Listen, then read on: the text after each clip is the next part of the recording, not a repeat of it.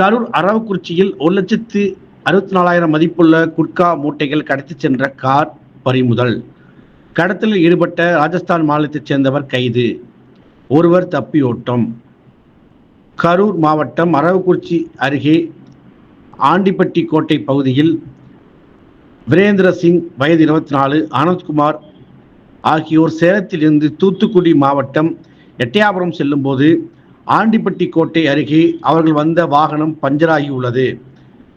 இந்நிலையில் அருகில் இருந்த பஞ்சரை கடற்காரர்களை அணுகி பஞ்சர் ஒட்ட கொண்டிருந்த போது சந்தேகிக்கும் வகையில் காரில் மூட்டைகள் இருந்ததை கவனித்த அப்பகுதி கடைக்காரர்கள் அரவக்குறிச்சி காவல்துறையினருக்கு தகவல் அளித்துள்ளனர்.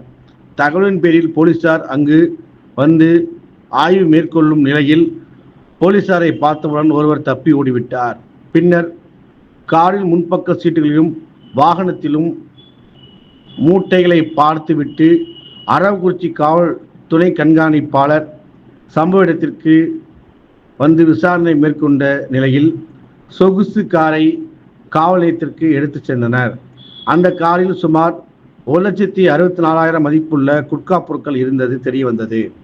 தொடர்ந்து ராஜஸ்தான் மாநிலத்தைச் சேர்ந்த வீரேந்திர சிங் கைது செய்யப்பட்டு விசாரணை மேற்கொண்டு வருகின்றனர்.